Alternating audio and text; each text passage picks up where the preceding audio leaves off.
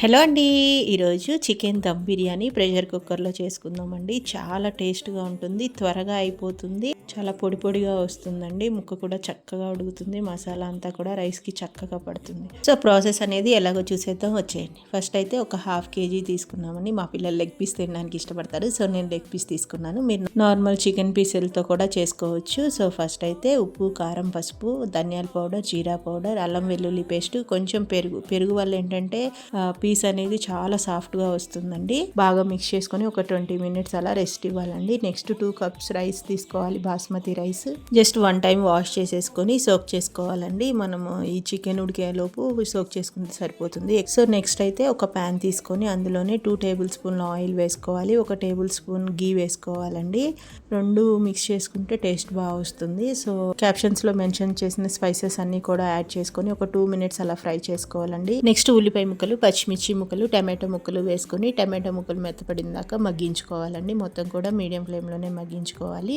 Next అలా మగ్గిన తర్వాత మనం మ్యాగ్నేట్ చేసుకున్న చికెన్ ఉంది కదా, ఆ పీసెస్ని కూడా యాడ్ చేసేసుకొని ఒకసారి అలా మిక్స్ చేసుకొని ఉడకనివ్వాలండి. వాటర్ వస్తుంది కదా చికెన్లో, వాటర్ అంతా కూడా పోయి ఆయిల్ పైకి తేలేంత వరకు ఉడికించుకోవాలండి. మీడియం ఫ్లేమ్లోనే పెట్టుకోవాలి.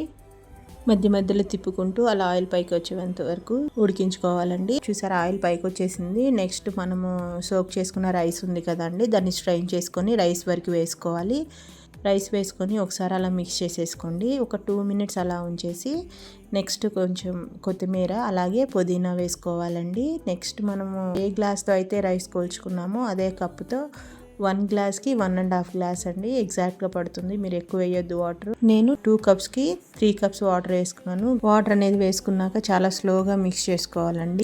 స్పీడ్గా తిప్పొద్దండి, చాలా స్లోగా తిప్పుకోవాలి, ఎందుకంటే రైస్ విరిగిపోతుంది కాబట్టి. ఒకసారి అలా మిక్స్ చేసేసుకొని పైన గీ వేసుకొని కుక్కర్ క్యాప్ పెట్టేసుకోండి. మూత పెట్టేసుకొని జస్ట్ 2 whistles వస్తే సరిపోతుందండి.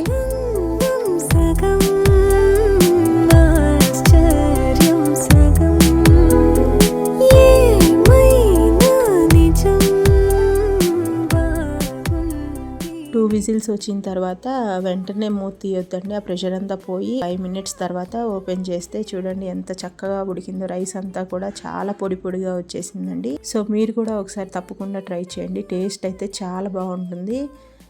మీకు ఎలా వచ్చిందో కామెంట్ చేయండి. మరిన్ని వీడియోస్ కోసం మన ఛానల్ని లైక్ చేయండి, షేర్ చేయండి, సబ్స్క్రైబ్ చేసుకోండి. మీకు ఏదైనా రెసిపీ కావాలంటే కామెంట్ సెక్షన్లో కామెంట్ చేయండి. Thank you for watching.